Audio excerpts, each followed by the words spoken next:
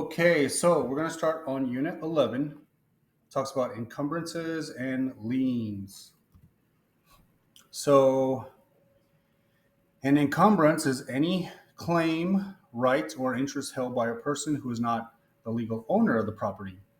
The three types of encumbrances are deed restrictions, easements, and liens. Again, there's three types of encumbrances. There's deed restriction, which is an encumbrance, easement, which is an encumbrance, and liens, which is an encumbrance, right? Encumbrance. The unit discusses deed restrictions and easements in detail and categories the different types of liens. So you're going to have to do a little bit of independent study. So we'll go over the overview and then we'll get to the unit quiz.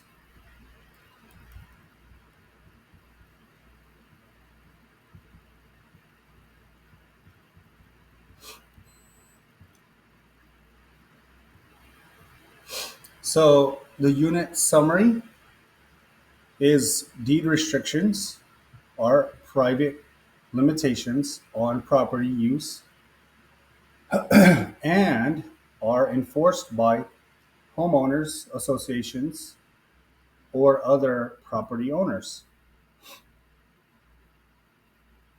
Deed restrictions may not violate law. Deed restrictions may not prohibit for sale signs, nor may they prohibit solar energy systems. An easement opportunity exists when the easement lies across one property for the benefit of an adjoining property. The property benefiting from an easement opportunity is the dominant parcel. So you got the dominant parcel and the property that's going to that's benefiting from the easement, that's the dominant parcel. So whenever you're thinking about the dominant parcel, that's the one benefiting. The property that's burdened by the easement is the servient parcel. So you got the one that's benefiting, which is dominant, and the servient one is the one that's burdened by the easement. An easement in gross is one not held by an adjacent owner. An easement personal is a form of license. An easement by necessity may be created by the court when a developer sold the property and did not create an easement providing access to the property. A conservation easement limits use over the area covered by the easement. A view easement protects against development that would block another owner's view. A prescriptive easement may be created by long and continuous use without the owner's permission. Adverse possession is a method of acquiring ownership of another person's property through long and continuous use without the owner's permission. Again, adverse possession, right? What is it? So it's you're acquiring ownership of another person's property through long and continuous use without the owner's permission. That's adverse possession. You're taking over somebody's property by just staying there for a very long time. And you've acquired it now through adverse possession. To obtain ownership by adverse possession, the use must be notorious, open, continuous, and hostile, right? So adverse possession is you're taking over somebody's property because you've been there for a long time and it's well known, right? It's you've been doing this for a long time. It's open, it's continuous. The owner knows about it maybe. It's hostile. Involuntary liens are placed on a property by operation of law. The specific involuntary liens are taxes, assessments, mechanics liens, and HOA assessments. The general involuntary liens are income tax liens and judgments. The voluntary liens are mortgages, trust, deeds, and land contracts. So in most cases, lien priority is established by the order recorded. So if you record it first, you're in first position. You record it second, you're in second position. However, property taxes always have first priority. So even if you record it first, but there's property taxes, those are going to supersede first recorded mortgage.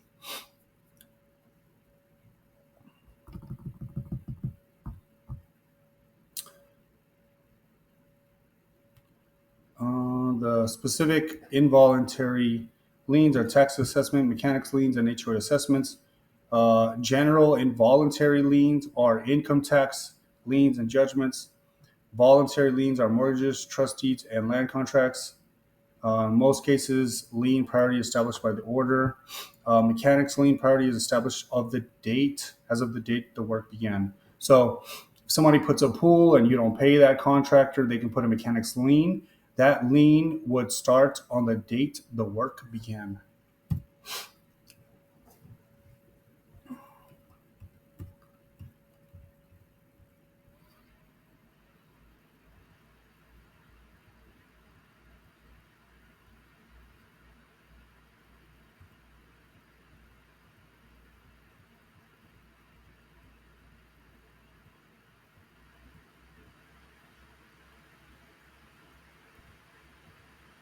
All right, so let's go to the unit quiz. So deed restrictions may prohibit what? Delta, discriminatory for sale signs, right? Deed restrictions may prohibit discriminatory for sale signs. Is it? Can they prohibit standard for sale signs in the yard? No. Standard for rent signs and windows? No. Solar energy devices on roofs? No. Discriminatory for sale signs? Yes. A parcel of land that benefits from an easement is known as the alpha dominant estate. So it's that parcel of land and it's benefiting from an easement. That's the dominant. And the one that's getting a burden, that's the servient estate. So servient, no. Opportunate estate, no. Engross estate, no. When the judgment of the court is recorded, it becomes a delta involuntary lien. So this is when the judgment of the court is recorded. It becomes a involuntary lien.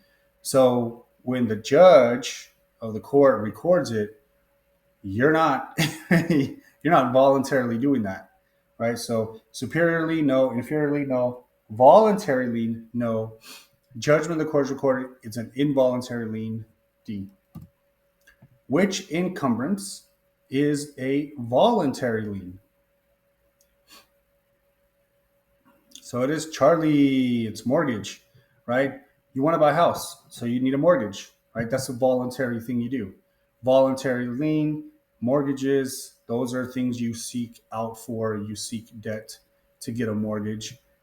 You're getting a lien when you get a mortgage. When you pay it off, the mortgage falls off. You no longer have a voluntary lien, right? So real estate taxes, is that a voluntary lien? No. Judgment, no. Assessment, no. But if a judgment of the court is recorded, that's an involuntary lien. So some neighbors have crossed a property for a long period of time. The owner of the property eventually put a fence, but then found that the neighbors could possibly claim a prescriptive easement, right? So it's alpha. So, some neighbors, they crossed the property for a long time. The owner of the property eventually put up a fence and then found that the neighbors could claim a prescriptive easement. So tenancy for years, no. Quiet enjoyment, no. Easement and gross, no. An encumbrance that affects the physical condition and use of the property is a alpha. So it's an easement, right? So it's a physical condition. Say there's like two properties and one pathway and you're always crossing it. That's an easement. You have it's a physical condition and use of the property. It's an easement. So also, planes fly over your house, right, all the time. They don't ask you permission. They have an easement to fly over your property. So that would be an encumbrance. Okay. Is it a mortgage or trustee? No. Mechanics lien? No. Attachment and judgment? No. A homeowner finds that a neighbor is violating a deed restriction. The homeowner can, bravo, seek injunctive relief. Right? Can they sue for damages? A homeowner finds that a neighbor is violating a deed restriction. Right? Can they sue for damages? No. There's nothing to be damaged or sued over. Can they seek an injunctive relief? Right? Go to the court, get an injunctive relief. Yeah. Can they sell the neighbor's property? No. Can they report the violation to the zoning department? No. The combining of successive periods of occupation of property by prior adverse possessors is tacking, right? Tacking, when you tack, they call it tacking. It's combining of successive periods of occupation of a property by prior adverse possessors. That's called tacking. Prescription, no. Notorious and hostile possession. That's what it has to be to have adverse possession. To take land by adverse possession needs to be notorious and hostile. That's not combining of successive periods of occupation. Tacking is. As dedication, no. A seller owns 40 acres and sells a buyer 1 acre in the center of the parcel, along with rights of access, which are referenced in the deed. Which of the following is correct? Charlie. So the buyer's access rights will not be affected by subsequent sales of adjoining parcels. Right? The buyer's access rights will not be affected by subsequent sales of adjoining parcels. So this is the following is correct. So the seller owns 40 acres and sells a buyer 1 acre in the center of the parcel, along with the rights of access, which are referenced in the deed. So the buyer's access rights will not be affected by subsequent sales of adjoining parcels. So A says the buyer will have access until the outlined property is sold? No. The buyer must renew access right with the subsequent buyers of adjoining parcels? No. The seller has created a subdivision and the sale is voidable without a public report? No. An encroachment is distinguished in what way? Bravo! It is physical in nature, right? So if you have, someone's tree is overextended in your yard, that's an encroachment, right? It's physical in nature. Somebody has a branch that they didn't trim for like 10 years and it's all the way to your doorway. That's an encroachment. That's physical in nature. So A says it must be recorded. No. It may be used for ingress and egress. No. It can be appurtenant or dominant. No. The words ingress and egress have a relationship to easements, right, Charlie? So easements, right? You going in, ingress, right? You're passing over, say, some sort of bridge, and then egress, you're going out of some sort of area, some sort of bridge. So that's an easement, right? You have to have an ingress and egress. So those are easements where you pass on through. So the streams, no. Utilities, no. Fee title, no. Which of the following items is not a specific lien? So it is D, income tax judgment, right? That's not a specific lien. Real property tax lien, that's a real specific lien. Mortgage and trustee lien, that is a very specific lien. Mechanics lien, specific lien, right? Mechanics lien, they start the day of work. Mortgage and trustee lien, voluntary liens, real property tax lien. So those take They supersede any other lien. Income tax judgment, that's not a specific lien. The trespass of an improvement on another's land is known as a alpha encroachment, right? Because you're trespassing, it's physical by nature. Somebody grows a tree for 20 years and their branch is extending all the way to your front door.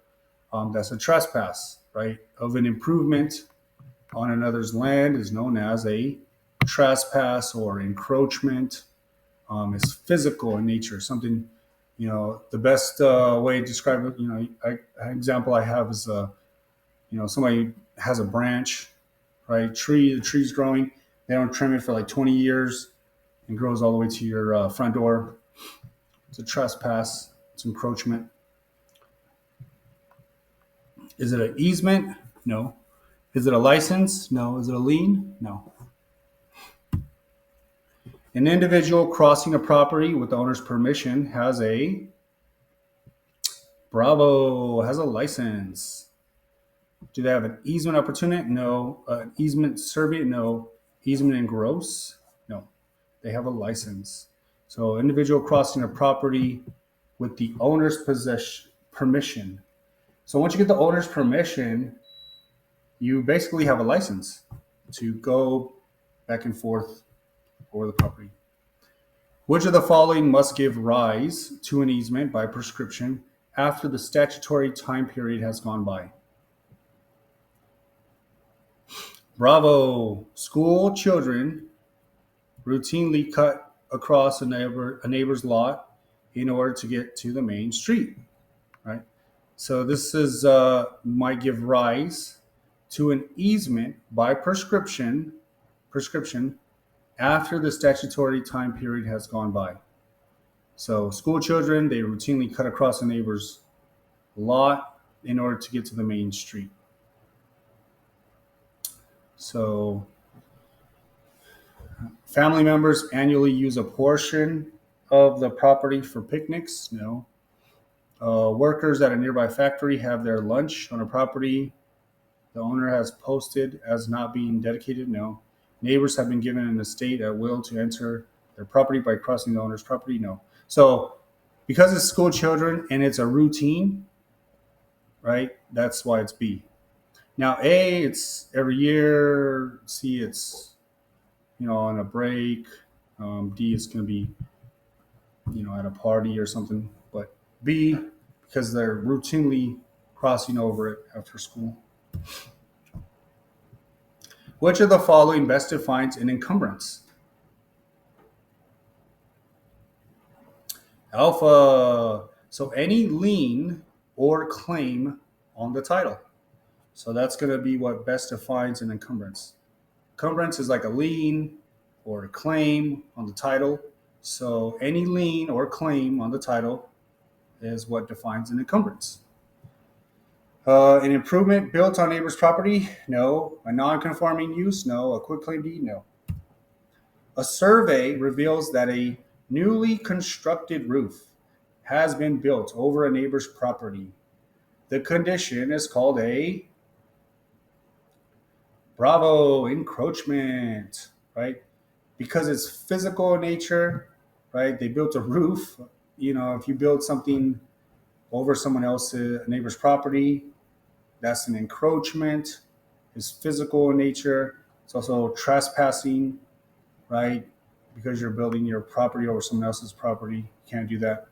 So is it an encumbrance? No. Setback? No. Easement? No. It's an encroachment.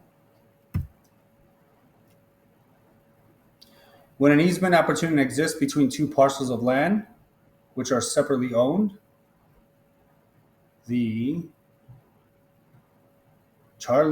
dominant tenement is benefited by the easement. The dominant tenement is benefited by the easement. So again, when an easement opportunity exists between two parcels of land which are separately owned, the dominant tenant is benefited by the easement. So B says servient tenant is benefited by the easement. No, the dominant, whichever one is dominant. There's dominant And then the servient, the dominant is the one going to be benefiting. Servient is the one that's is burdened. A says dominant tenant has the use of this easement only for ingress egress. No. D says servient tenement may revoke the use of easement by giving proper notice. No. An agreement that prevents development from occurring, but the land remains in private ownership is bravo, conservation easement. Right? So an easement that prevents development from occurring, but the land remains in private ownership is a conservation easement. So again, an agreement that prevents development from occurring, but the land remains in private ownership. They're conservative, right? Private ownership, conservation easement. Is it an encroachment? No. Easement by necessity? No. Is it a setback? No. All of the following items are part of the concept of adverse possession, except Charlie, right? License. So adverse possession has to be open, notorious, has to be hostile use. That's A. B, length of time. It has to be for a long time, right? Open, notorious. Okay. And D has to be continuous use. So that person who's staying at some property has to have it for a long time, be continuously using it. Here's the big kicker. They do not have a license from the owner to be there. Otherwise, it wouldn't be called adverse possession, right? A view easement could do all the following except what? Allow the easement holder to construct a building above height limits in the deed restrictions. Allow the easement holder to construct a building above height limits in the deed restrictions. So let's look at view easement. Do all the following except that one. So A, prevent an adjacent property owner from interfering with the easement holder's view. Yes. Limit the height of a building on adjacent properties. Yep. That's called a view easement. Create a corridor in which no construction could occur. Yeah. D, allow the easement holder to construct a building above the height limits in the deed restrictions. No. So, they're viewing outside. Usually you can't build above a certain height limit.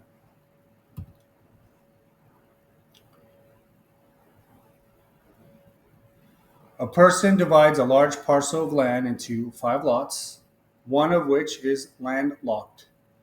To provide access, an easement is created through one of the other lots. This easement is known as a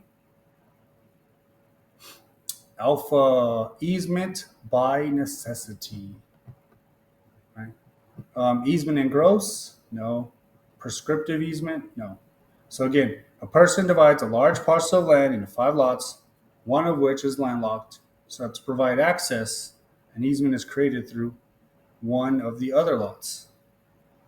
So this is an easement by necessity. 2 adjoining lots have an easement between them, with one owner holding a dominant tenement and the other a servient tenement.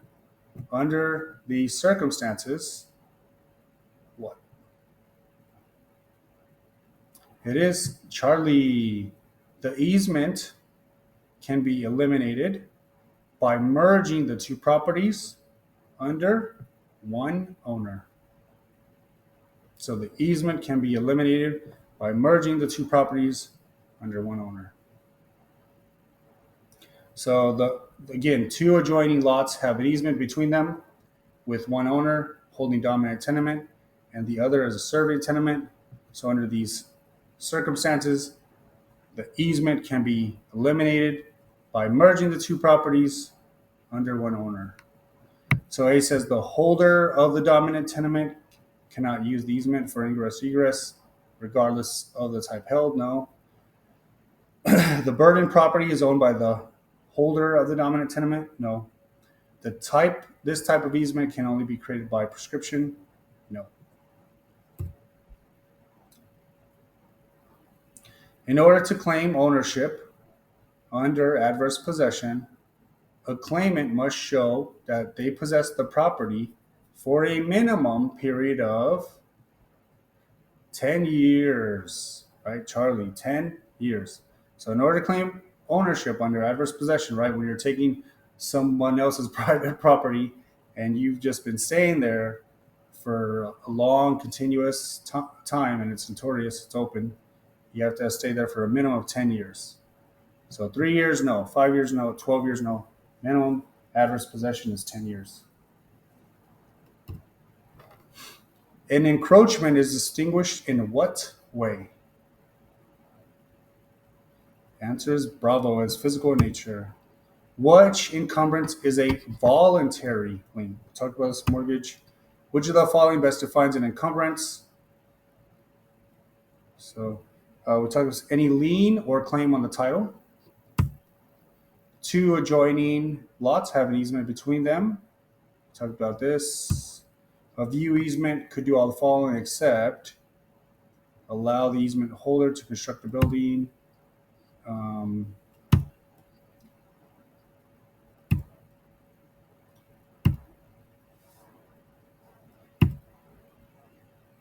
Okay, when the judgment of the court is recorded, it's an involuntary lien. Which of the following items is not a specific lien?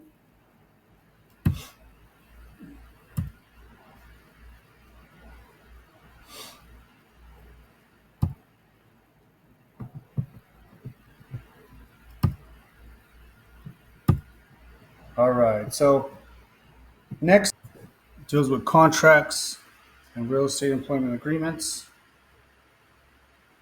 So the overview of this unit is to understand basic contract law, what makes contract enforceable, and how contracts are classified is essential for real estate brokers. Brokers must also know the requirements for listing and buying for listings and buyer broker agreements to conduct their business at a high level. So in this unit, we're going to cover the topics, statute of frauds, essential elements, classification of contracts, listing agreements, buyer broker agreements, commissions, and antitrust law. So you're going to need to do some independent study.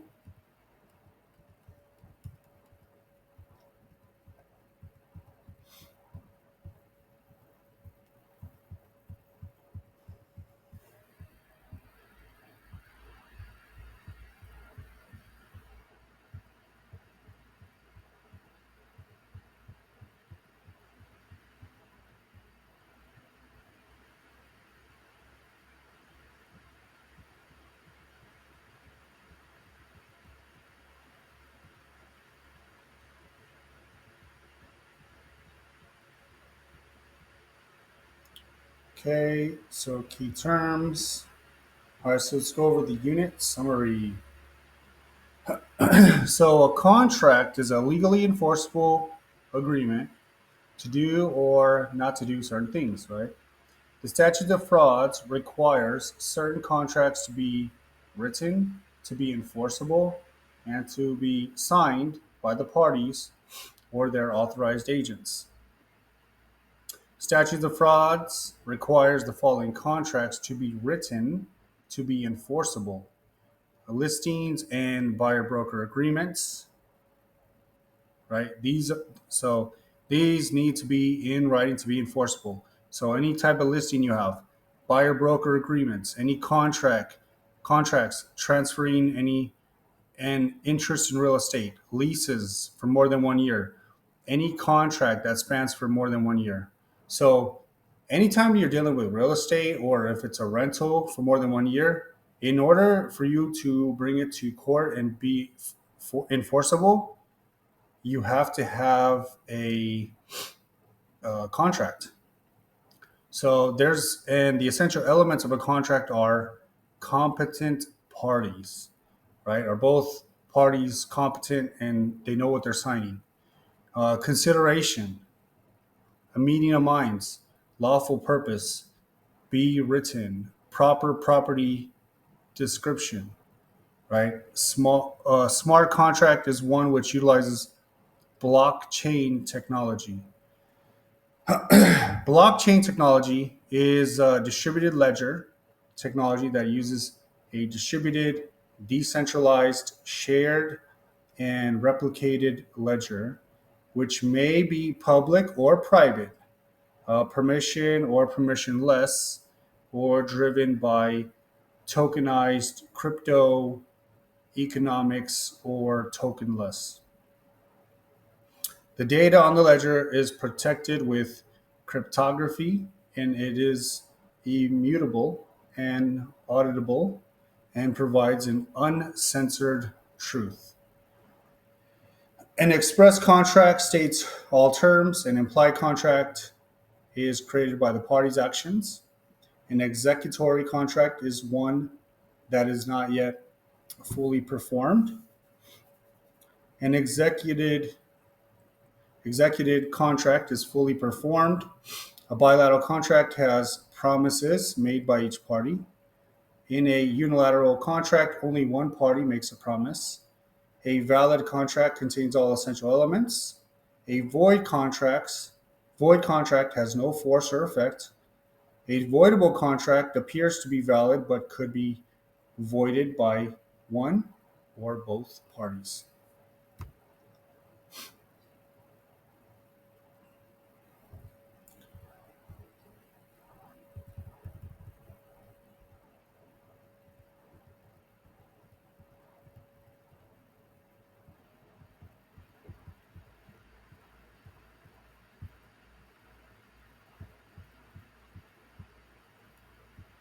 Okay, so we'll cover the.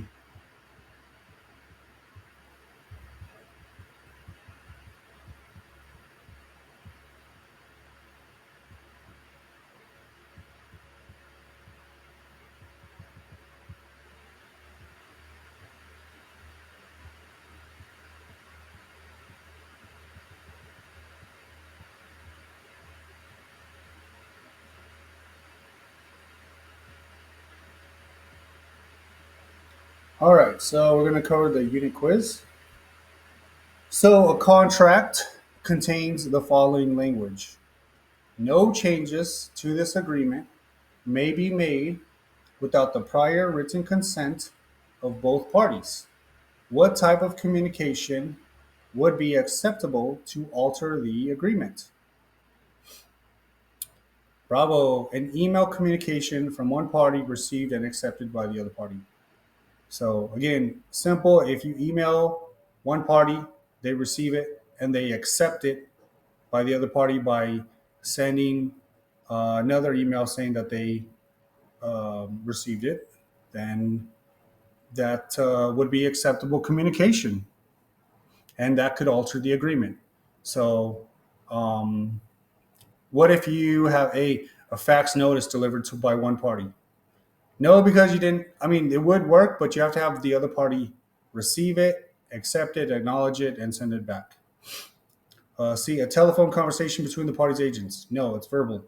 An addendum prepared by one of the parties. No, you need collaboration, right? So it says a contract contains the following: no changes to this contract may be made without prior written consent of both parties.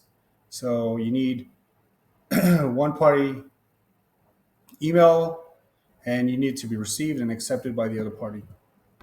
To prevent the seller of a business from opening another similar business in the same or a nearby area, the buyer of a business may require the seller to sign a bravo, a covenant not to compete. Right? So a covenant, is promise. They promise they won't compete with you. So again, to prevent the seller of a business from opening another similar business in the same or nearby area, the buyer of a business may require the seller to sign a covenant not to compete. So A, letter of intent, no. Deed restriction, no. Antitrust agreement, no. All the following are required for a broker to place a commission lien on a property except what? Delta, the lien must be foreclosed non-judicially within 4 years of recordation, or the lien becomes void. Right? So the lien must be foreclosed non-judicially within 4 years of recording, or the lien becomes void. Right? So accept that one. So this is required for a broker to place a commission lien on a property, accept that. So let's look at A. The listing agreement must disclose the broker's right to lien the property at least 15 days prior to a tenant taking possession of the property. A broker, so that would be required for a broker to place a commission lien on a property. A broker's preliminary notice of intent to lien must be recorded and given to the owner. That's required for a broker to place a commission lien on a property. The lien must be recorded within 90 days after the tenant takes possession of the property. So again, that's required for a broker to place a commission lien on a property. So D is the lien must be foreclosed non-judicially within 4 years, or the lien becomes void. So that is not required for a broker to place a lien on a property. An 8-driven program that runs on a distributed, decentralized, shared, and replicated ledger, and that can take custody over and instruct transfer of assets on that ledger is a alpha smart contract, right? Smart contract is going to be driven, 8-driven program that runs on a distributed, decentralized, shared, or replicated ledger. Blockchain, no. Electronic signature, no. Crowdfunding, no. So this is a smart contract. A seller enters into an exclusive right to sell listing with a broker who has some subagents. Both the broker and subagents show the property extensively, but the seller finds a buyer directly. In this situation, bravo, the listing broker is owed a commission.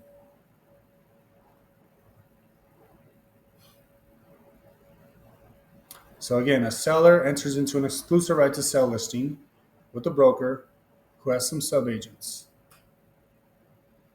The key here is exclusive right to sell. You always want to do an ER, exclusive right to sell, because you get paid, right? EA, exclusive agent. So there's ER, EA. You always want to do exclusive right to sell. So if you find somebody, you get paid. If you do the other one, if they find somebody, if they find a buyer, you don't get paid. But both the broker and subagents show the property extensively, but the seller finds a buyer directly. In this situation, the listing broker is owed a commission. Yeah. So even though the seller found a buyer, he still has to pay a commission because he signed an exclusive right to sell listing with the broker. With the broker. A says the subagents are entitled to a commission. C says the seller does not owe anyone a commission. No. The seller owes a fee to both the listing broker and the subagents. No. Just the listing agent. Which of the following elements is not essential to a binding contract?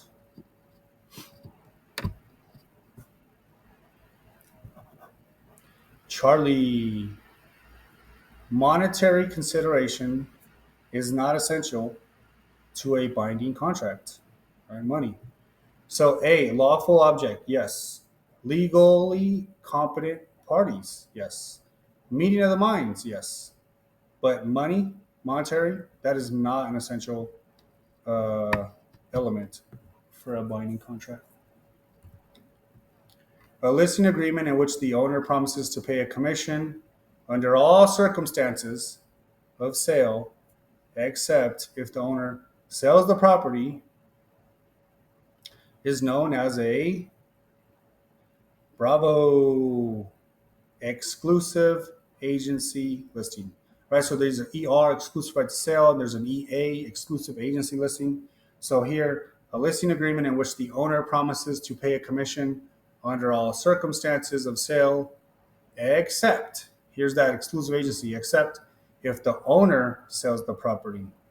So if the owner sells the property, he doesn't own a commission because he signed an exclusive agency listing. That's why you never do an exclusive agency listing. At least in my brokerage, we don't do that. We only do exclusive right to sell. So if even if that seller finds a buyer, I still get paid, right? Only that'll increase your commissions a lot, and you still are having to do all the work of market it, put it up on the MLS. Right? You always want to make sure you do an exclusive right to sell, not an exclusive agency listing. You have the option to do both. Exclusive right to sell listing, exclusive agency listing. That's what that one is. Net listing, no. Open listing, no. Which of the following items is required to be in a listing? So it is termination date, right? So Charlie, so you always need that beginning. When does it start? When does it end? Right? So when does it start? When does it end? The termination date. Do you need the street address? Is that required to be in a listing? No. The rate of commission, the percentage, how much you're going to get paid, 3%, 4%. Is that required? No. Is the mortgage debt amount? No. But when you do an exclusive right to sell listing or an exclusive agency listing, the termination date, when, usually you give, in our brokerage, we give about 6 months, right? So we list the house and we put in there 6 months from today, and that's when termination ends. We put a year out from today. So, because that's a good amount of time to sell the property. Distributed ledger technology that uses a distributed, decentralized, shared, and replicated ledger, and on which the data on the ledger is protected with cryptography, is immutable and auditable, and provides an uncensored truth, is a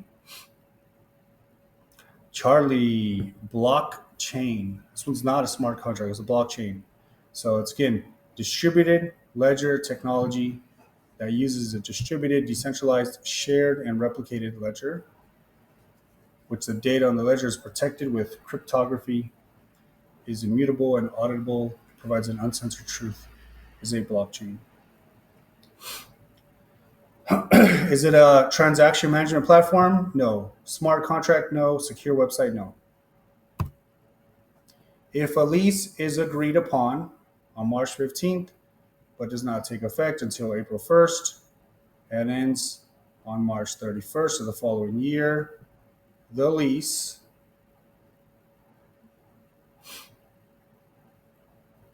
is alpha, must be in writing to be enforceable.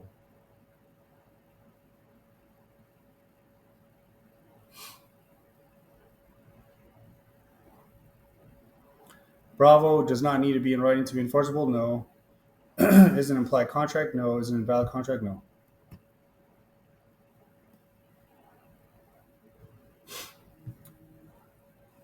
Which would terminate a listing without incurring any liability for either party? Alpha, expiration of the time period set in the agreement. So when a listing expires, that terminates the listing, and that doesn't incur any liability for either party, right? So you always have to have a start date, end date in your listing, and when the listing ending date expires, that terminates the listing. Right. So A says Expiration of the time period set in the agreement. Yeah. Seller moving out of the state. No. The leasing of the broker's marketing efforts. No. A change in the zoning ordinance. No. The Sherman Antitrust Act regulates what? Charlie, brokerage firms agreeing to change their fees from a commission basis to each firm, charging the same flat rate. So again, it's brokerage firm. It regulates brokerage firms agreeing to change their fees from a commission basis to each firm, charging the same flat rate.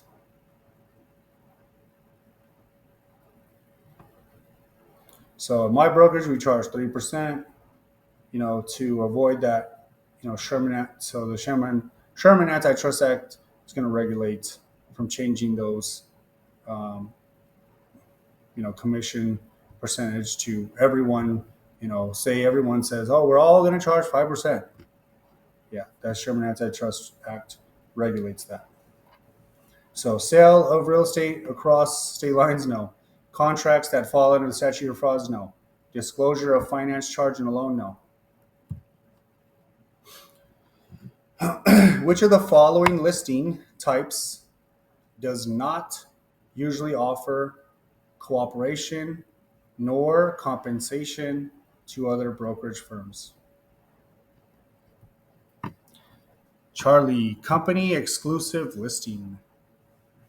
So this one does not offer cooperation or compensation to other brokerage firms. Company exclusive listing, right? Kind of name exclusive listing. It's not going to offer cooperation. So net listing, no. Coming soon, no. Multiple listing, no.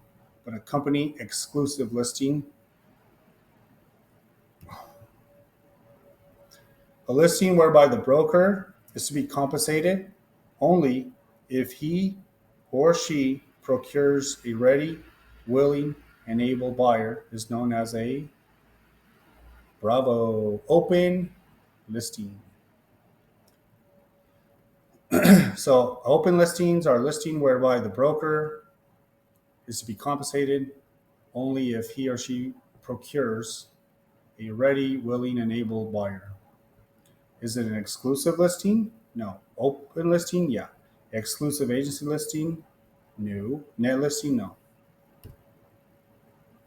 An event-driven program that runs on a distributed, decentralized, shared, and replicated ledger that can take custody over and instruct transfer of assets on that ledger is a what? Smart contract alpha. Distributed ledger technology that uses a distributed, decentralized, shared, and replicated ledger. That's going to be the blockchain. Seller, exclusive right to sell. We talked about this. Bravo, listing brokers owe commission. All right, so we're going to talk about Unit 13. We're going to go over options and right of first refusal, agency, and real estate brokerage, Part 1. Options and right of first refusal, agency, and real estate brokerage, Part 1. So the unit overview has a continuation of the contract information in Unit 12. This unit defines and discusses the similarities and differences between options and rights of first refusal. The material then moves on to explain basic agency principles, discuss fiduciary duties and details, and concludes with an explanation of a licensee's duties to customers. So in this, we're going to cover options, right of first refusal, agency parties, fiduciary duties, like carload, right? So carload, the fiduciary duties, there's 6, CARLOD. Carload, C is going to stand for confidentiality, accounting, reasonable skill, loyalty, obedience, and disclosure.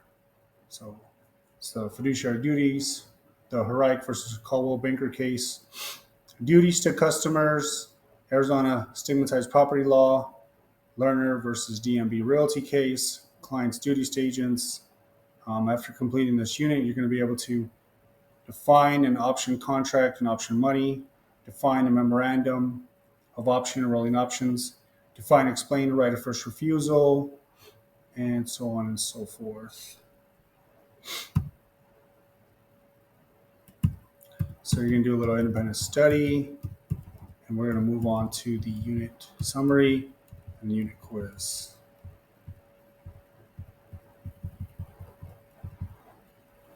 So in the unit summary, it talks about these key points. So options and rights of first refusal are unilateral contracts, right? So they're one-way contracts. So if one party cancels, that is okay, unilateral. An option is the exclusive right to buy or lease a property within a specified period for a specified price and terms. Option money is the consideration for receiving an option. A memorandum of option is recorded to give notice of an optionee's rights. A right of first refusal allows the holder to match any offer the owner may receive to buy or lease the property. In an agency, the principal or the client employs the agent. The agent represents the principal within the scope of employment. Agents have fiduciary duties to clients. A customer is a person not represented by your brokerage firm. If one or two licensees in the same brokerage company represent the same party, a dual agency exists. So again, if one or two licensees in the same brokerage represents the same party, a dual agency exists. The 6 fiduciary duties are, right, carload, C-A-R-L-O-D, confidentiality, accounting, reasonable skill and care, loyalty, obedience, disclosure. So again, carload, very important, your 6 fiduciary duties, right? These are duties. We owe our clients confidentiality, accounting, reasonable skill, loyalty, obedience, and disclosure. The Horike versus Caldwell Banker case emphasizes that when 2 licensees from the same company, one working with the buyer, the other one with the seller, a dual agency exists. Why? Because they're from the same company. And that is created, and each licensee owes a fiduciary duty to both parties. Carload. They owe the carload fiduciary 6 fiduciary duties. A licensee owes customers the duties of fairness, honesty, good faith, competency, and disclosure of material facts. Arizona's stigmatized property law states that no criminal, civil, or administrative action may be brought against a transferor or leaseor of real property or a licensee for failing to disclose that the property is or has been the site of a natural death, suicide, homicide, or any felony. Owned or occupied by a person with HIV or AIDS, located in the vicinity of a sex offender. So when you're selling or buying real estate, does the realtor have to tell you any of that? No.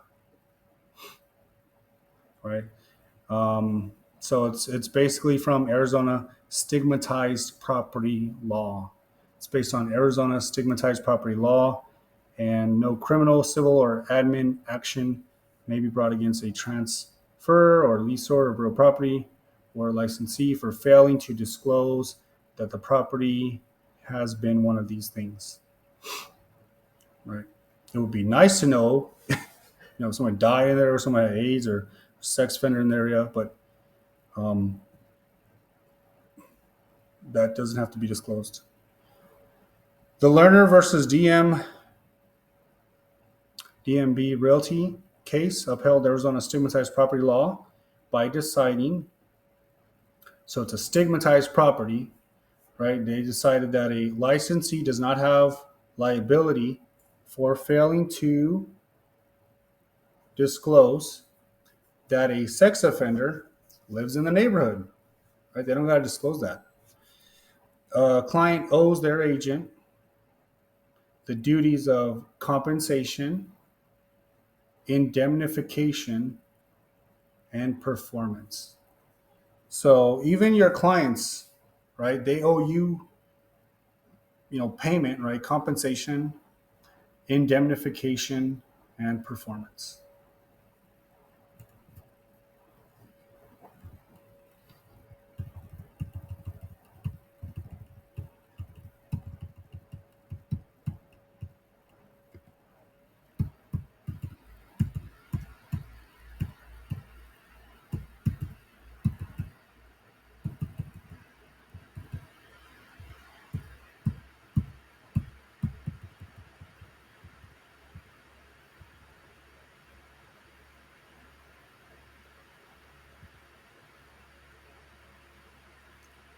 All right, so let's go to the unit quiz. A contract granting the exclusive right to buy a property for a specified time period, price, and term is a option, right? So options are a contract granting the exclusive right to buy property for a specified time period, price, and terms is an option, right? So you can exercise that option. You don't have to. Right of refusal, no. License, no. Lease, no. What type of listing provides fiduciary duties to the seller while protecting the broker's best interest? Exclusive right to sell. So is it open? No. Exclusive agency? No. Net? No. If a person who has an option to buy a commercial property wishes to extend the term of the option, they are most likely required to what? Pay additional consideration. Delta. So again, a person who has an option to buy a commercial property, they want to extend the term of the option, they are most likely going to be required to pay additional consideration. So if you want to exercise that option, you got to pay for that extension. Obtain a right of first refusal, no. Wait until the option expires, no. Sell the option in order to extend the term, no. A clause in a lease in which the lessor agrees that the lessee shall have the right to purchase the property at the same price as offered by a prospective purchaser is called a right of first refusal. Again, a clause in a lease in which the lessor agrees that the lessee shall have the right to purchase the property at the same price as offered by a prospective purchaser is called a right of first refusal. So they're getting the right to buy the property back at the same price that was offered by a prospective purchaser. That's what they get. It's called a right of first refusal. Do they have an option clause? No. Equity of redemption? No. Reversitory right? No. In the Horike versus Caldwell Banker case, the California Supreme Court held that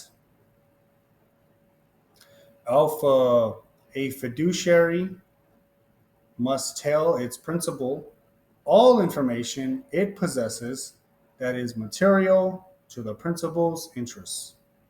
That's clear cut. You always need to disclose material facts. Material facts are the number one thing in real estate. Buyer broker agreements are enforceable? No. Licensees are not expected to determine the square footage of living area of the property, may not be held liable for failing to disclose. No. A salesperson has ability for the acts. Salesperson has liability for the acts of her or his broker principal? No. A document recorded to give notice of an optionee's rights and usually does not include the terms of the option is a memorandum of option. When a contract is based on misrepresentation of a material fact, the contract is voidable by the party damaged by the misrepresentation. It is Charlie. So, voidable by the party damaged by the misrepresentation. Is it illegal? No. Voidable by both parties? No. Unenforceable on either party? No. Real estate brokers' duties to the principal do not include Charlie maintenance of the listed property. So it's carload, CARLOD, 6 duties, fiduciary duties. We have to have carload, so confidentiality, right, which is care, financial trust, which is accounting, and obedience, which is the O. L, loyalty, D, disclosure. Maintenance of the listed property, no. If you listed a property and represented the seller, which of the following would be a customer? Customer would be a prospective buyer, right? So if you listed the property and you represented the seller, which of the following would be a customer? So your customer is your prospective buyer, right? That's your customer. Your client is your seller, right? You're the listing agent.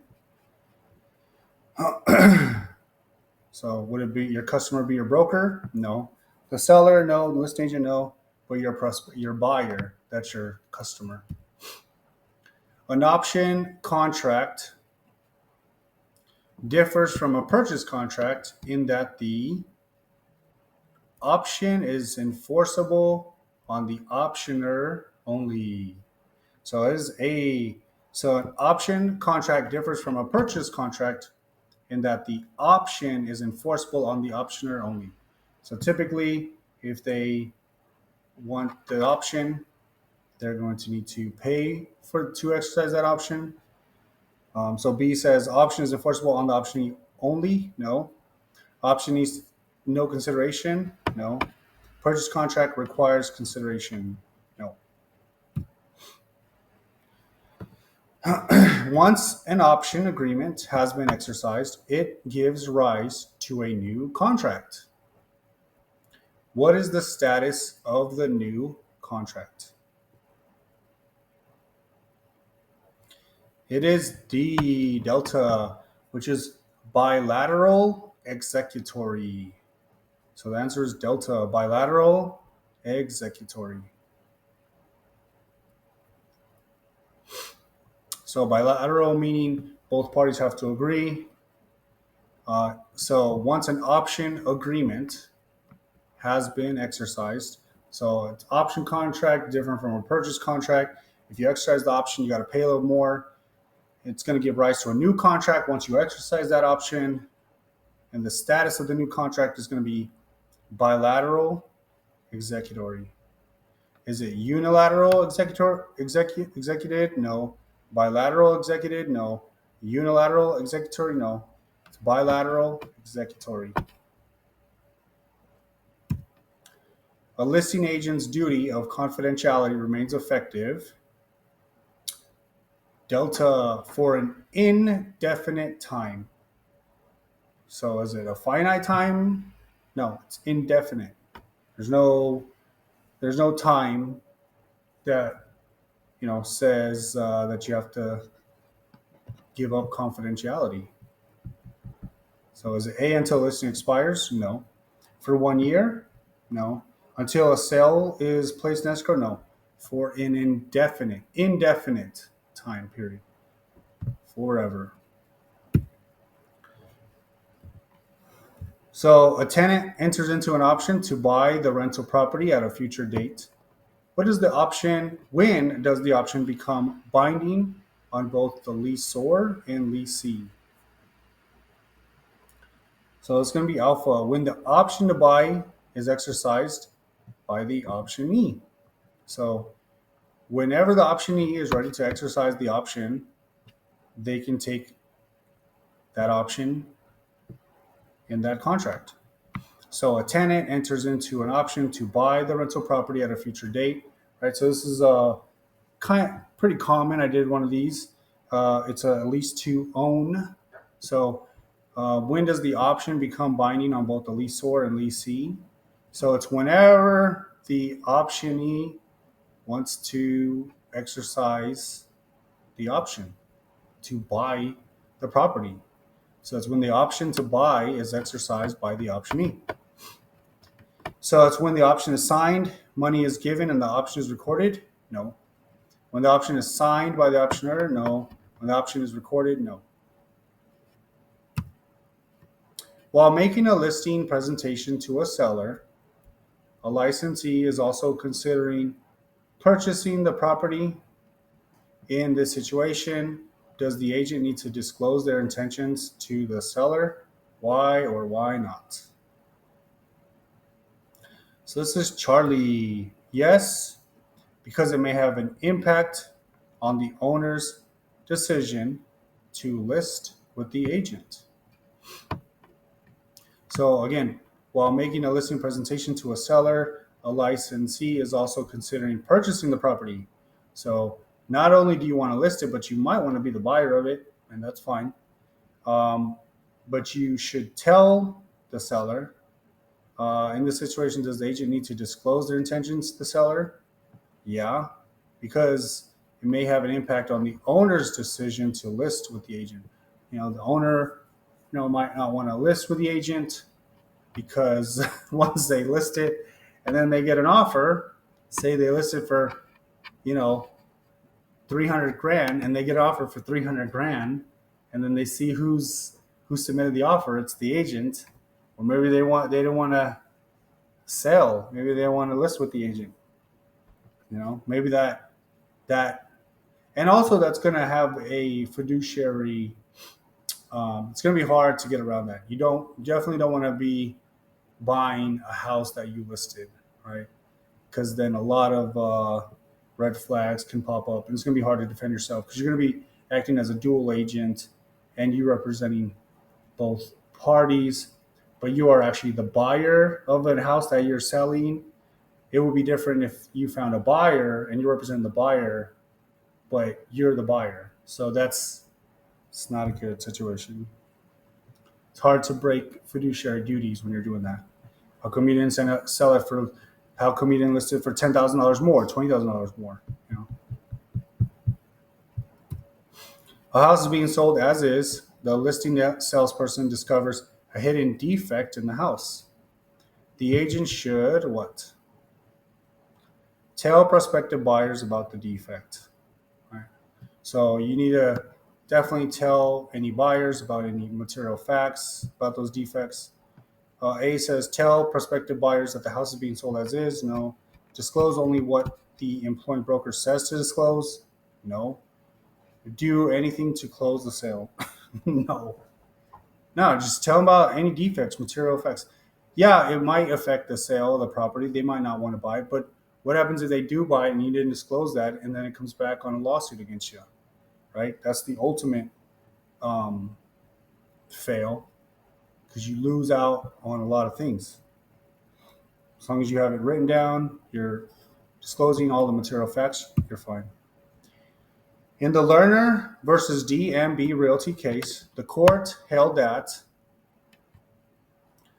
Charlie sellers and licensees are protected against buyers who sue because of the licensee's failure to disclose the presence of a sex offender in the neighborhood.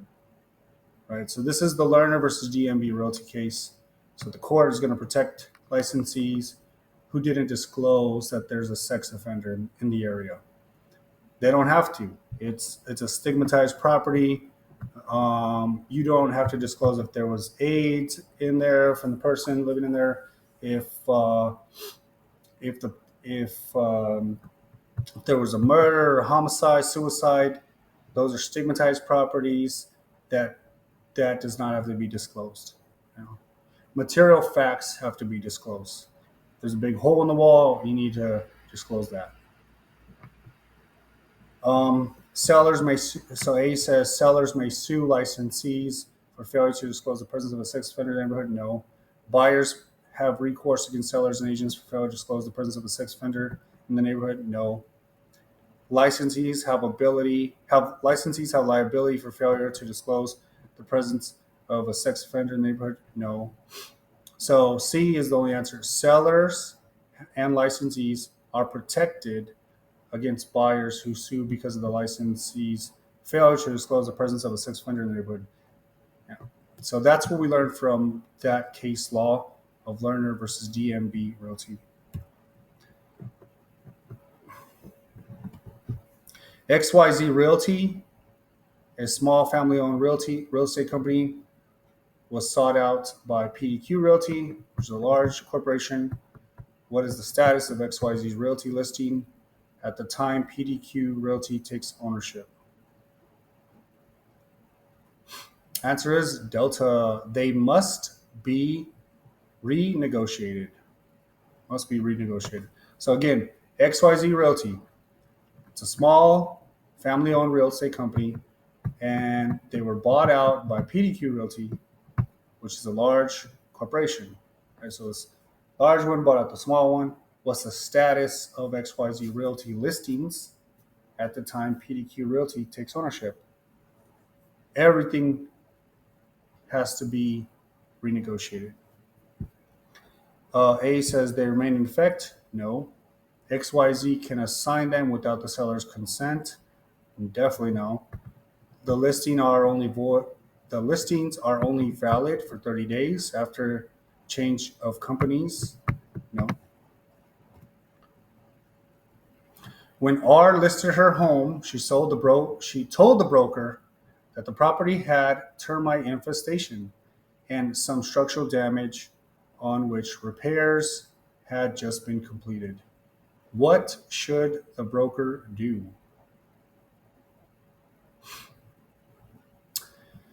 Bravo. Tell prospective buyers about the termite problems.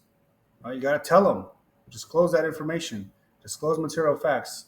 Tell them about the termite problem. So when R listed her home, she told the broker that the property had termite infestation and some structural damage on which repairs had just been completed. What should the broker do? The broker should tell the prospective buyers about the termite problems. You should tell them. You should let them know it had some termite problems. Should they cancel listing? No. Or that she does not have to tell other brokers showing the property? No. Not mention it has a termite inspection will be done. Not mention it as a termite inspection will be done. No. They should tell the buyers.